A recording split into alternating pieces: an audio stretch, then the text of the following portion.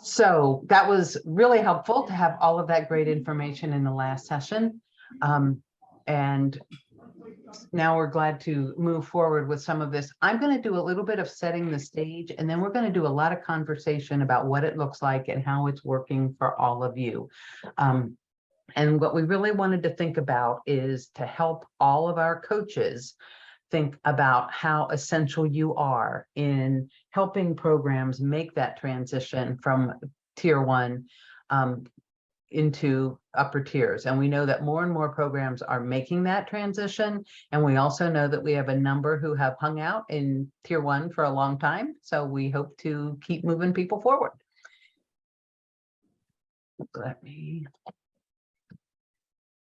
So this is one of the things that we need to think about, is what are the pieces that are really important in terms of moving into upper tiers, and where do the coaches fit with this?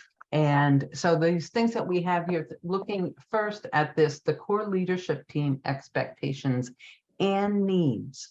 And I think that's a lot of times we think about what are the expectations of the core leadership team. They make a lot of decisions, they set stuff up, but what are their needs? What do they need from us as coaches, facilitators, classroom staff, etc.?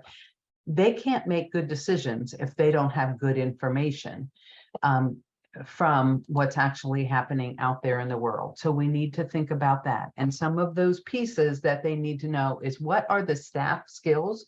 What do the staff already know and are able to do? And what are their needs? As a core leadership team member, if I don't know what exists, I'm all riled up. Why? You're laughing, you're like, somebody, yeah, there we go. If I don't know what's going on out there, I don't know what supports need to be built.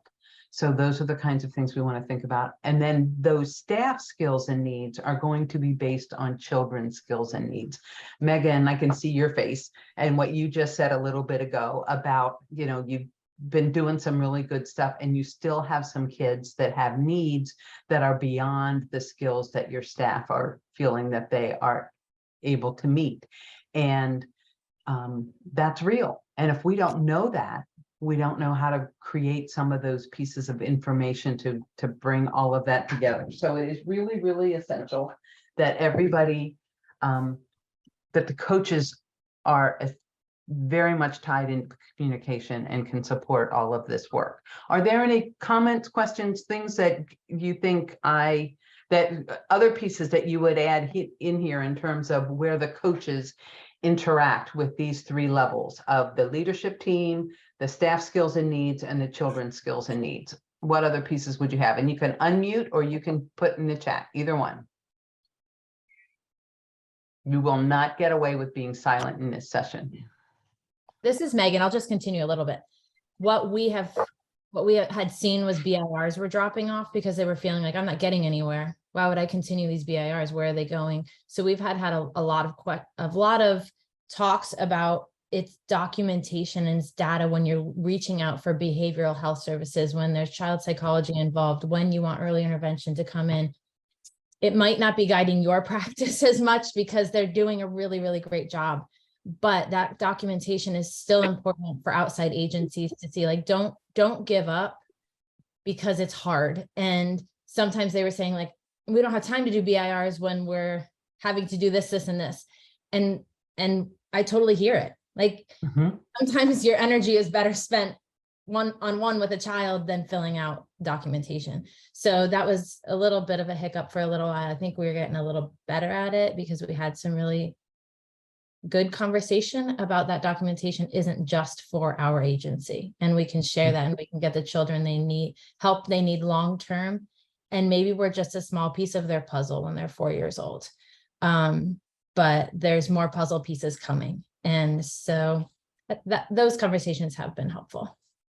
Excellent. And I heard a couple of really key pieces in the things that you just said. First and foremost, you guys as coaches are so essential in that communication piece, not only encouraging the creation of information to feed up the line, but also to feed the information back down the line about how that information is being used. If I never see the results of the work that I do, even if it's amazing, I'm not going to value it because I don't ever see the result. So excellent. Thank you so much for pointing out the importance of making sure that the staff understand how the information they create helps solve the problem. Others, anybody else have thoughts, comments, issues in thinking about these things? This is Mandy. I totally agree with Megan. She's exactly right on exactly what I was thinking is, you know, I need to show the data that we do have and show how it fits into the process so that they can stand behind it. So it's a two-way street is, you know, I need to be better organized and, you know, following through. They need to help me and understand why it's important for them to find the time. Because I know we're all overwhelmed with needing more time in our day. You know, I'm in the classroom as well as being a coach, as well as being the facilitator role. So my day just is juggling, how am I doing all these jobs and finding the time to follow through with the coaching aspect of it as well to the whole staff. Personally, I feel like that is my own personal failure, is doing enough in terms of feeding data back to all the people that are involved in work that I do. I so share your, like, how do I manage all of this kind of stuff? And that may be one of the things that we need to think about differently. Some of you are coaches and facilitators. Some of you are facilitators, but may not do much actual coaching. Some of you are coaches and not facilitators, but we need to think about who are all the people that can be part of our process and that may be able to help us with some of this work. So yes, thank you about that. And we had a comment here also from Marie that says, with everything else, what about the parent piece? If the parent's not on board, things may not move forward. And that is absolutely true. Parents do have the final say, but what we just talked about in terms of feeding data up and down, you know, having parents really understand how that can make a difference is also an important piece, and it has to be on a very personal level for them. So that I think that's another really essential piece, and sometimes it's just going to be too frightening. As a parent, it can be just too frightening to think about what comes next. I might just want to muddle along for now. I hear you loud and clear, Marie. And I just want to check, you guys are seeing just the nice clean slide, not all of the stuff I've got open on this other screen of mine, right? Okay, just checking. Sometimes I mess that up. All right, let's move on to the next slide. Whoops, there we go. So here's one of the things, like, what are the issues that we need to be thinking about from the core leadership team expectations and needs for tier 2? So we know that for this session, we are starting with the assumption that you have tier 1 operating, you're moving forward, and you're really trying to move up a bit on moving into some of these kinds of things. These are some of the elements that the core leadership team has to be actively involved in order for you to have an effective tier 2 process in your program. First and foremost, you need a screening process. We heard about the use of the PKBS and making sure that all children have a screening early on when they come into the program, and so that you know where they are with their social emotional development. We also think about the BIRs as part of that screening process. As we are related to that, we need to start thinking about what's the, it's not okay to say, well, I have BIRs if I don't know what that means. Is there a certain number within a certain amount of time that says, okay, we need to take a closer look at this kid? What has your program, your core leadership team decided about how do we use the data that we have to determine when we need to do more work, when we need to maybe move into tier 2? So that's one of the questions.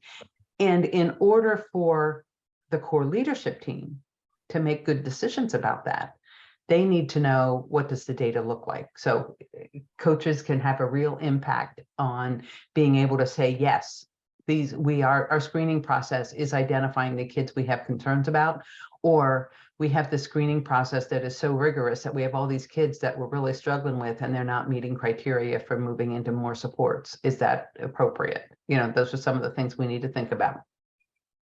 When we think about the tiers, you know, do you have defined tier 2 strategies? Have you determined, if we decide that a child is eligible for tier 2, these are the strategies that are available, and what are they? So, I mean, a couple of things is, one is just not different, just more, which would be more instruction, more practice, sort of embedding that into your day for some kids, because you know they need more work. It might be some formal programs, such as check-in, check-out is specifically a tier 2 strategy that really focuses on making sure children know what's expected and that they get feedback.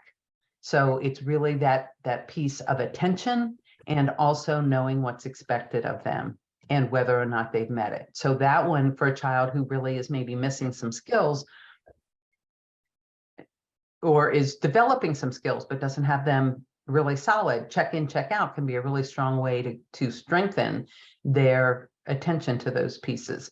Another one that I really like is called banking time, and that's for those kids that, and I think what some of the things we've discussed about children with you know, who have dealt with isolation and some of that and may have some difficulty developing relationships. Banking time is expressly about that. It's a very brief strategy that is used over time to help teachers and really connect with some of those children that are hard to connect with. So what are any other particular strategies any programs are using? Sue, do you have a list of tier 2 strategies, such as like the check-in, check-out? Like, we know what that means. The banking time, I've read articles on that. Is there a resource that kind of lists all of these things that we could be sharing and talking with staff through? And actually, I think that I'm writing that down right now. I will add it to the Padlet. Great, thank you.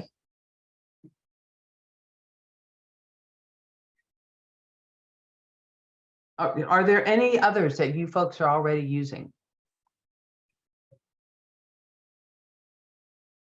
And when I think about adding these strategies, I will also add the link, you know, where can you get more training on them or learn more about them? Anybody else? Any other strategies that you are expressly using? Go ahead. I want to say that I think the biggest impact that has shown progress in our program has been to have a lower targeted level. That is that we are teaching targeted supports to every child in our program. We are structuring our classrooms that it is an expectation, and model reflects that. So there is a coaching where you're talking about improvement on quality, and then there's coaching for just basic expectations, right? So here's our expectations.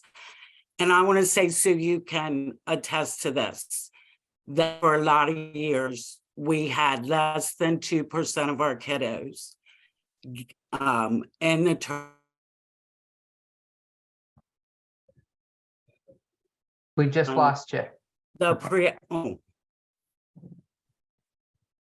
Okay, here's what I heard. We had less than 2% of our kiddos, and then you dropped out.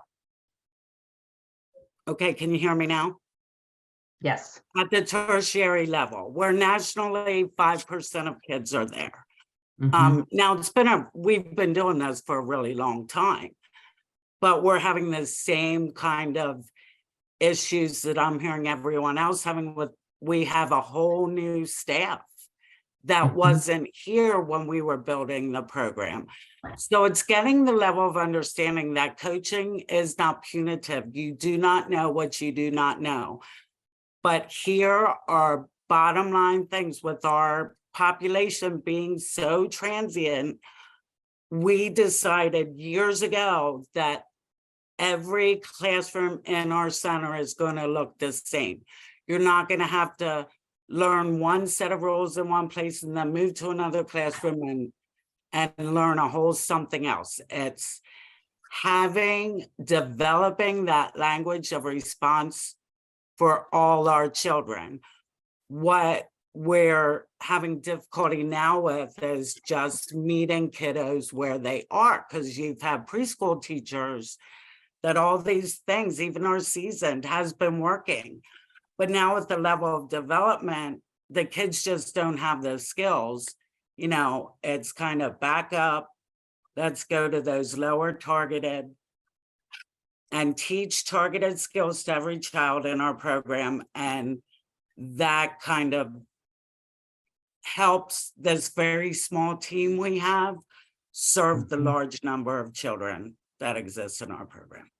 And, you know, you hit on a really key piece, Jennifer, which is that for our kids, social skills, you know, at school age, a lot of times social skills do not become part of the curriculum as such, except for children who are struggling with early childhood. Everybody, we have to teach social skills at the universal tier. And we may have to do a bit more at tier 2 and some explicit stuff at tier 3. But you are absolutely right. Absolutely everybody needs basic social skills training, and our staff need to know how to do that. And we need to be able to continue to support them in how to do that. And that's, again, as we go back to this one, you know, we have to know what the staff skills and needs are, and we have to feed that to the core leadership team, because when you, as you said, if you've got transient staff, you are forever going to need to be making sure that everybody in the building can teach young children social skills. It's an ongoing issue, and the core leadership team needs to help figure out how to make that happen. Jackie, I see you've lit up. Did you have something you wanted to say?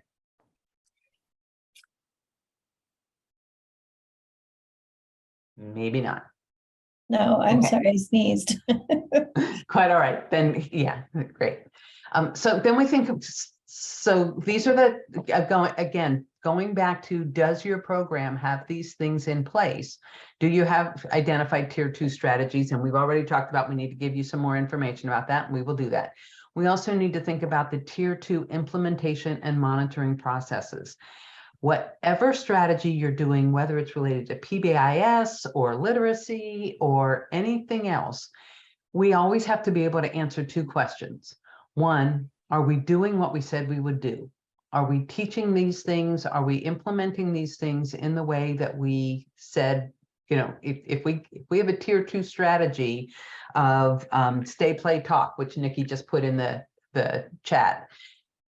If I don't know how to implement that, you can say that this child is getting stay, play, talk, but if I don't know how to implement it, they're not getting stay, play, talk, because I'm not implementing it.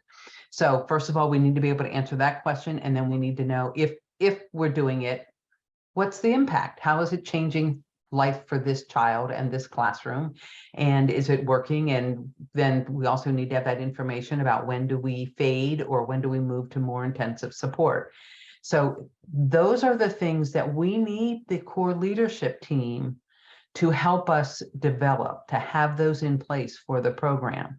But in order for the core leadership team to do this effectively, they need the input from you as coaches about whether you and the staff have enough information about those expectations, and if you have enough time, resources, etc., in order to be able to follow the plan. So those are, and that's again, some of the stuff we talked about in the first session, where the data becomes so important, that says we were really able to monitor well in this classroom and look at the improvement that was made. Over in this classroom, the coach for that building was not we lost a coach and we didn't get a new one in there, and look how much trouble there is with us. That really, that feeding that information to the core leadership team and back down again, being able to share that data is something that coaches have the ability to do in a way that others who don't have the time in the classroom don't see. Thoughts, comments, questions on your experience as a coach and your ability to feed information to the core leadership team?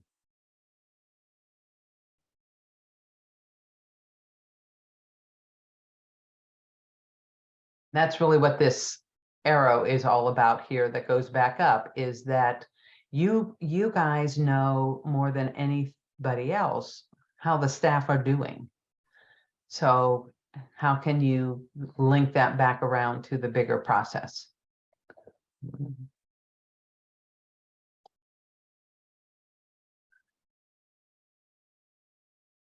Something Okay. that we did last year was we had the leadership team reread the leadership team manual, because I felt like we were getting off track. Like they had the best of intentions because they knew what they were seeing, but it wasn't data driven and it wasn't like guided. They were just like, maybe we'll do this and maybe we'll do that and we can meet with them. And it's like, you're also teachers who don't have the time to be doing all of this. So let's get back to the basics of what our goals are.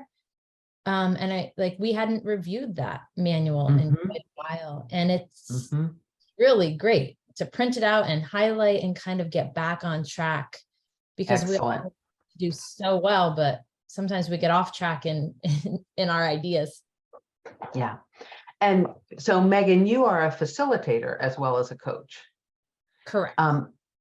So that can be a very helpful position to be in, because the facilitator often feels a bit more authority to sort of take stuff back to the core leadership team that a classroom coach that doesn't also have that facilitator role may struggle with a bit.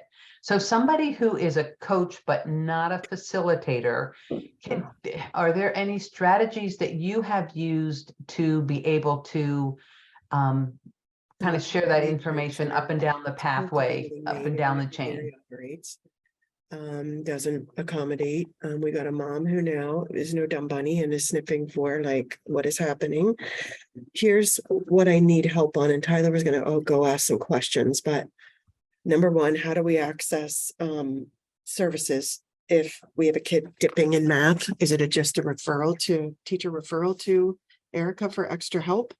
Because I've got to talk to this parent today. Hey, excuse me, I wasn't sure whether you were asking a question or what. It sounds like you're on the, is this Amy Weiler? Oh, wait, I'm being asked a question. Hold on. Hello? I think you are unmuted in this webinar, and I think you're on a different conversation. We got it. Okay. At first I thought she was actually asking us a question. Okay. Sorry about that.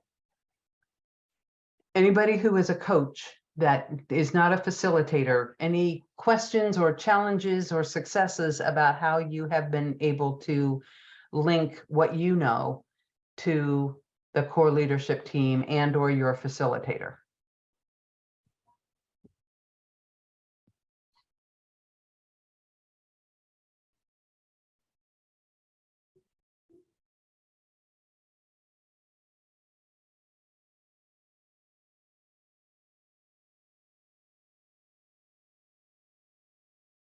Quiet bunch out there. Okay, well, let's think a little bit. So we were looking at, these are the processes that need to be put in place for tier 2.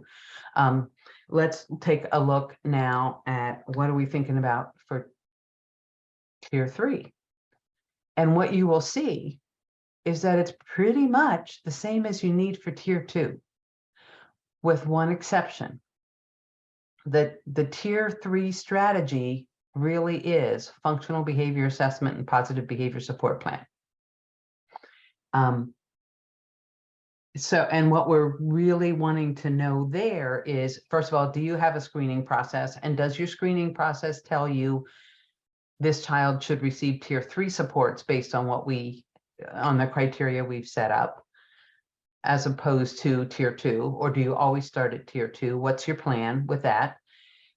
Do you have either in-house or access to someone that you can contract with, or somehow able to get someone who can provide you with the expertise needed to lead the functional behaviors assessment and positive behavior support planning process? So those are the kinds of things we're thinking about.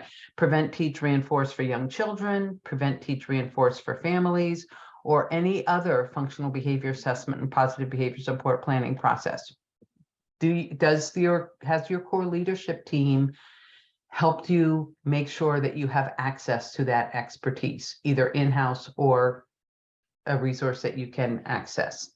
And then do you have processes for implementing and monitoring whether your behavior support plans are being implemented correctly? And that's a really key role for coaches to be able to, you are often the folks who have the ability to monitor, to observe, are the plans being implemented as intended? And when they are not, to have that support of coaching and guiding, as opposed to just saying, what's the matter with you? You're not implementing. By and large, if we know what to do and we know how to do it, staff will frequently go forward and do the work appropriately. And frequently, when we aren't doing it as well as we should, it's because we think we are, and we've just made a mistake. So we really need you as coaches to support that. Danielle, you had a comment. Hi. Yeah. So I just wanted to add that we do have behavior support staff here at Easter Seals that help us with the tier 3 processes. However, we were just updating our implementation plan for this year, and we talking about training staff on what is the process, because we have in the past, but like someone said, I think in our earlier session, you have these trainings and then there's gaps, right? And then there's new staff that come. So it's really helpful to understand the processes for tier 3 from, starting to collect BIRs and tier 2 supports and what that looks like, and how do we get to tier 3? And then once we get there, what does that look like? And I think it's important because sometimes those processes can happen without the knowledge of, the whole team, right? The teacher might be in the loop, but the teaching assistants aren't. So I just think it's really important, and we're going to plan on doing it here again, is some tier 3 training on what, and not just tier 3, but advanced tiers on what does the processes look like and how do kids get from tier 2 to tier 3. Exactly. And that's actually a great segue to where we're going next, which is really, how do we know whether the staff know what they are doing? And so before we go to that, for any of the processes that we've just talked about, screening, access of strategies, whether it's tier 2 or tier 3, access to monitoring implementation and effectiveness process, if any of those things are missing or not working, what can you as a coach do in your current role? Let's take a minute and just brainstorm some things about either things that you have tried or things that you have questions about for any of your peers. What are some ways that you might be able to influence and build that support from your core leadership team? Susan, it's Alice Weiler. I'm going to apologize to everybody for my phone call that came in. I'm so sorry. I had a nightmare that might happen. I just have a basic framework question. I don't want to pull us away from our roles as coaches with this, but it is a basic framework question, because at our school, we have implemented tier 1, universal tier 1. We're getting ready to roll next year to tier 2. At our school, we have a child study team where I know that process helps us to look more at those kiddos. It's an obviously academics, behaviors, socially and emotionally, but we identify through that child study team process more of those kiddos in that tier 2, tier 3, where as the school counselor, as well as coach, I help to decide what interventions and strategies, we implement. Is it check in, check out? Is it a small group for counseling? Is it my Ready, Set, Success group where we're looking at more academic, social, study skills kinds of things? Help me with where we discuss tier 2 through PBIS and the school child study team, to help me with where that framework all gets kind of separated. Maybe those two pieces. Well, and I think the question is, does it get separated, or is your child study team part of your tier 2 Tier 2, tier team? 3. Okay. I guess I needed to hear that, we speak individually at our child study team, and that is really under our PBIS umbrella of tier 2 and tier 3 Mhm. screening / interventions / strategies. In any, whether universal tier or upper tiers, there's always some individualized information may be discussed, but at the upper tiers, absolutely. And if you're in tier 3, it's absolutely individualized.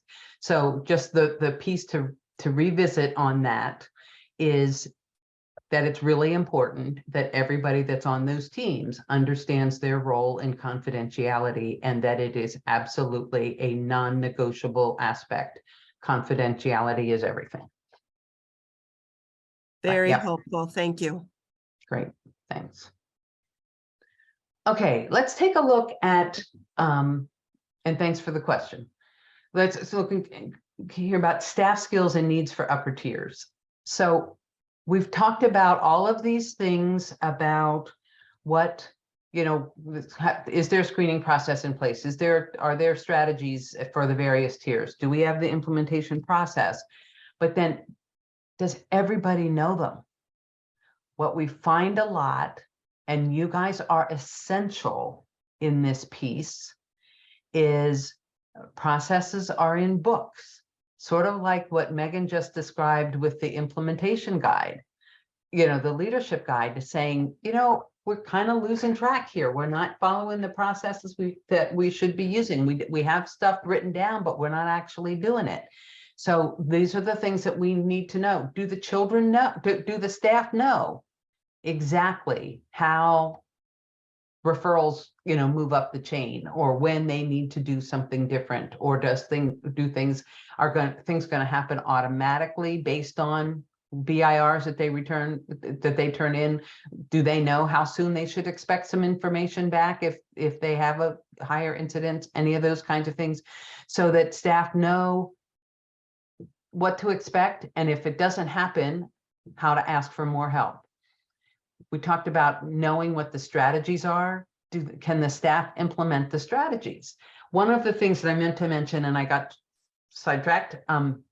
So for tier 3, one of the issues is that somebody has to lead that process, but we need multiple people to be on that team. Those who are going to really know the child and who really are going to have to carry out the strategies for the child need to be on that team. One of the things that we are working on right now, so first of all, there is a Prevent, Teach, Reinforce for Young Children series for people who would lead that process. If you need to develop staff, that starts on February 27th, I believe. If you go to the Patton website, you can find that and you can sign up for that. It's a virtual training. It's 4 3-hour sessions and then a 2-hour session. And you have to attend all of them to get credit, but it is available to you. But something we just recently did an overview for folks who might be on a team.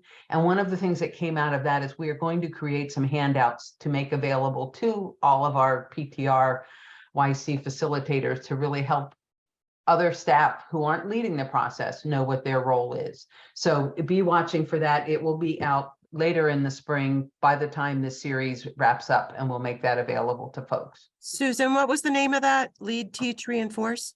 prevent, teach, reinforce. Okay, thank you. There's a school age version called Prevent, Teach, Reinforce. Prevent, Teach, Reinforce for young children is designed for early childhood classrooms, and Prevent, Teach, Reinforce for families is designed for home and community settings. So they're kind of 3 different versions. And then the other question is, can staff match strategies to child needs? And this, I think, is especially important when we think about planning or choosing tier 2 strategies. Is we talk a lot with tier 3 about what is the function of the challenging behavior, what is the child getting or avoiding by engaging in their challenging behavior, and then we try to come up with strategies that help them continue to meet their needs, but in more acceptable ways.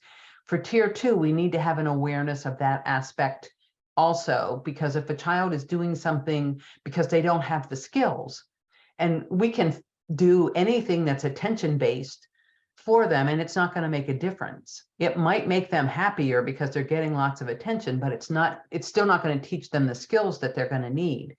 Whereas, a child has the skills, but just is really seeking attention, that attention-based strategy would be really useful. So we need to be thinking about that. And if the answers to any of these questions are no, who can help you make a plan to help the staff? And maybe you can do that. Maybe you're in a position that you can do that. But if not, who else can help you? What leadership, what's the role of the facilitator if you are a coach and not a facilitator? If how do you access the administrator? Any thoughts, comments, questions on that?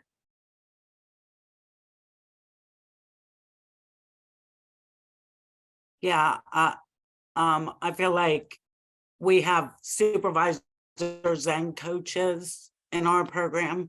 So it's really important that the supervisor know what's happening as well. So I found that to be a huge impact for the understanding of, what is it that you see and what is it that we see when we go in. But what we did not have and had to create before that was a procedure based on BIRs. When, the teacher knows to send BIRs to their social emotional learning coach and supervisor, but then what are we going to do after that? And so we have a procedure that says within so many days, we're going to go in, we're both going to observe, and then we're going to meet and talk about what we see and kind of come up with a plan so that now we're tag teaming in that classroom, right? Now that classroom's getting more supports. It's built into our system that frontline staff are getting support. That was the important part. That was what everybody's screaming for. They don't feel alone in this journey of figuring out each individual child that's so unique and different. Absolutely. So that's excellent. And I think that really the other piece is this one about, can staff implement strategies? If not, don't blame the staff. Let's figure out why not. Is it, do they not know how? Do they need feedback? Do they think they're doing it and they're missing? There's all of that information. And you guys as coaches are the perfect people to really be able to have some impact on that in a way that feels supportive. Whereas sometimes from a supervisor, it may feel a little bit higher stakes, but coaches, you're there, the purpose, the role of a coach is to support and to teach. So absolutely, you guys are essential in this.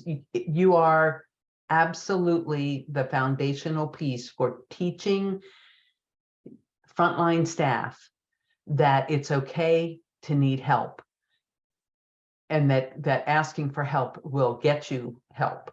Every pro athlete in the world has a coach. It is not a sign of weakness to need some guidance and to need some help. So excellent. Thanks for sharing that. And then these are the other things that we need to be able to really be aware of as we think about this kind of stuff, is how do we feed, first of all, any of the children that are being considered, studied, we have to always start with what can they do? What can we build on? Because if we don't, it just feels like a slap down, like, we have nowhere to go. It's just awful. It's terrible. This can be hard sometimes to help staff think about from the beginning, because they're so frustrated and they almost don't even want to think about what the child can do well. They want the problems fixed. But that is a really strong foundation that we want to think about. And again, as coaches, the more you model that with the staff, it makes it easier for them to be able to turn that process around, do a parallel process with the children. And then what are the skill deficits leading to children's challenging behavior? Kids do what they do because it's what they know in order to get their needs met. And if I know how to get along, if I know how to get a friend to play with me or to negotiate for a toy that I want, etc., and that works well and I frequently get my way, I'm going to do it.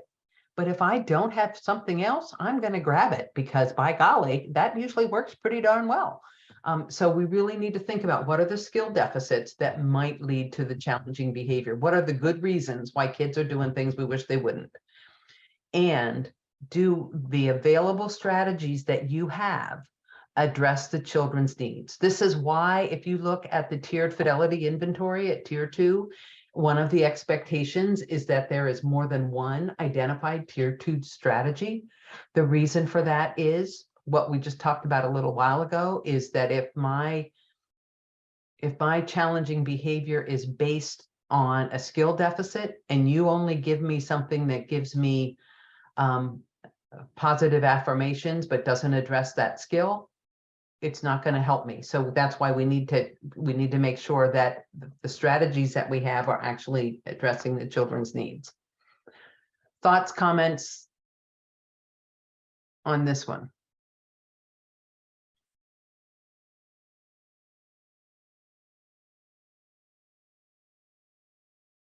Do you, as coaches,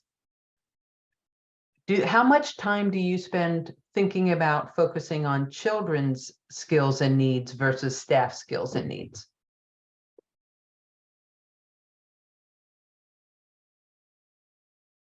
Like this third question about, do your available strategies actually address the needs of the children in your classroom, especially at tier 2, or for tier 3, it's like, did we write the right plan, or did we did we come up with the wrong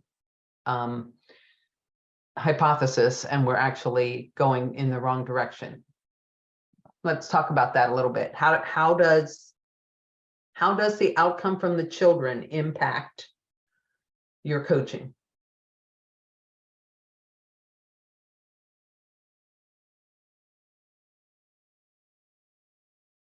I think that's when we get the buy-in, when it works, so.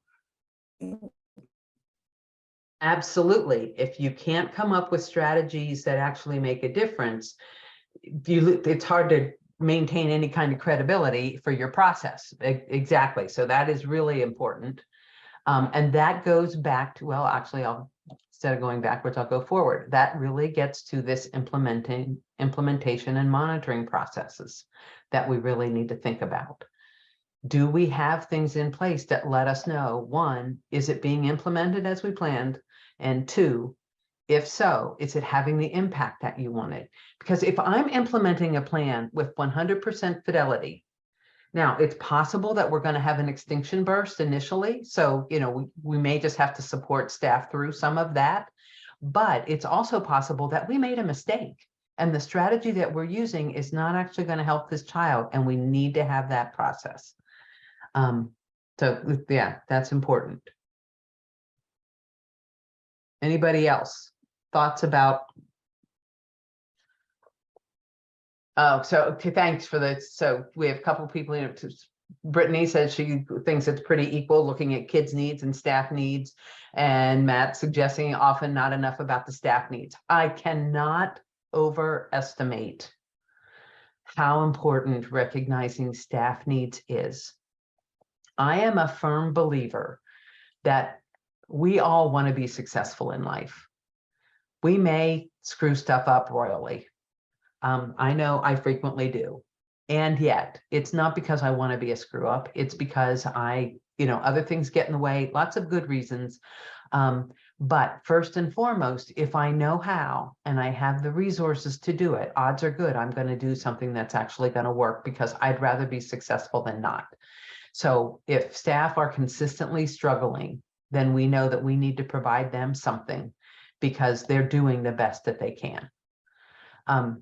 So one of the things that I really want you to think about now is that, again, when we looked at this slide initially, it was really looking at, do we have these processes in place?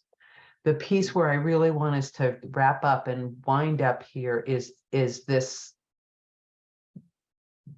how do we loop this all back up into the process again, so that you know that you are developing the processes and the resources that are needed. And I'm going back to what Amy said in the first session, looking at the data and being able to report about what was happening, what was needed,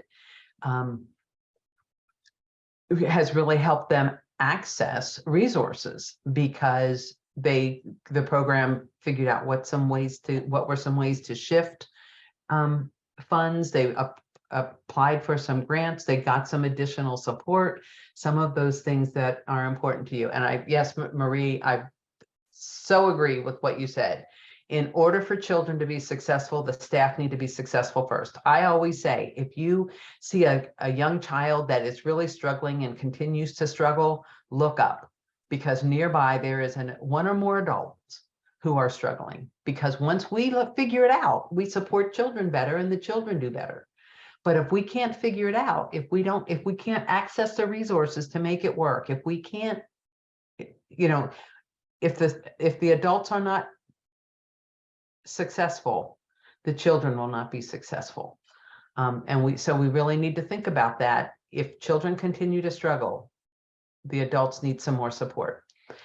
So let's have a little chat about, as we think about all of this and how essential the coach's role is in supporting the core leadership team, the staff, and the children. What questions do you have about how to build any links through any gaps? So here we have, so we provide our students with caring cash, and they hand them to any staff member in the building. And when the staff member collects enough, they can buy a free dress down for their department. So this is one that says, and now these are going to be older kids, I think, than our early childhood kids, but the idea that if I understand this correctly, this is it's sort of like a child acknowledgement system, only for the adults, where the adults, when an adult supports a child, the child can essentially pay for the caring, and ultimately the adults can get a dress down day for their department. I love it. That all of the things that we do for kids, we can also do for the adults. I have had programs that I've supported in the past where their first 6 months had nothing to do with actually changing policies and procedures for kids. It was all about reinforcing the adults for the steps that they were taking toward putting things in place to be able to better support the kids. Because that's part of how do we build the buy-in? How do we make sure that the staff are feeling supported? Thank you for sharing that. What are some other strategies of how do we make sure that the knowledge and skills of you as coaches is being put to full use at all of the levels of child, staff, and leadership, in order to make sure that things are working well. But somebody who hasn't shared anything yet, or a question that you have because you haven't shared anything, you haven't shared because this is new and you just want to ask a question.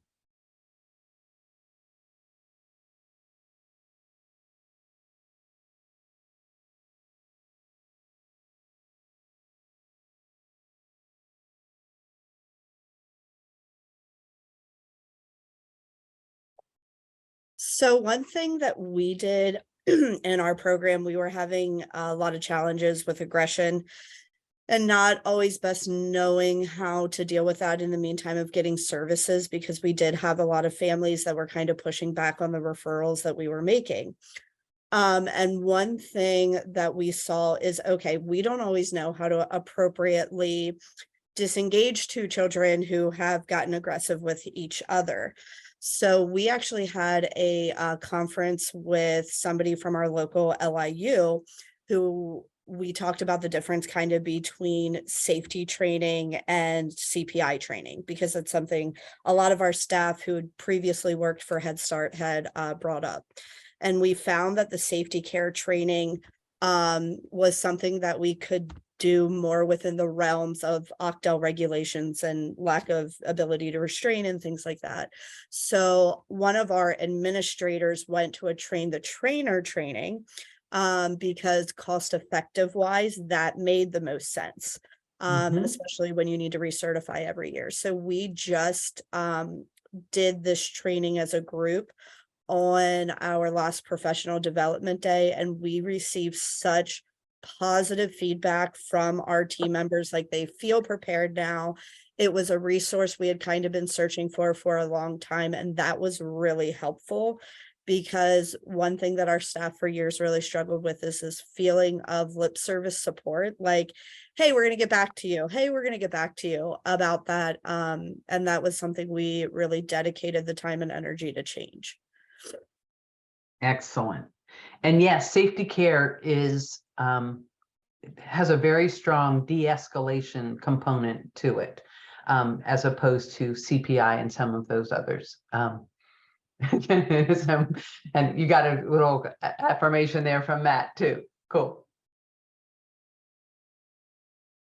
And thank you. I mean, that's an excellent example of saying there's nothing about the things that were on these slides today that say, oh, do safety care. But you used your data, you used your information from your staff, you used what you knew about what staff were successful with and struggling with, and came up with a strategy that would help them be more successful and feel more supported. Wonderful.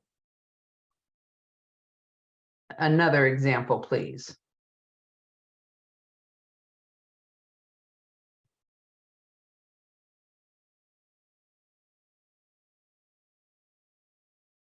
I use their basic strategies as a template for all my crisis plans. Yeah, thanks, Matt. That safety care is really a quality process. Okay, well, I want to thank you all very much for your time and participation in this. What I hope you heard more than anything else from today is that coaches are really that essential boots on the ground transition person from room to room, from classroom staff to leadership, etc. If you think you don't have much of an impact, you are where it happens. So I hope that you heard that, and I hope that you feel that you can carry that information forward and take an active role in those information links up and down. I just want to check. Yeah, we do. Marie, I see your message. We absolutely do understand all of the turnover and all of that. We want to continue to support you. And we also understand where sometimes things don't happen the way you hope to. So thank you for your time. You know, you have a 15-minute break now. But so take another look at the playbook. Hang on, I'm going to stop sharing right quick so that I can put the playbook.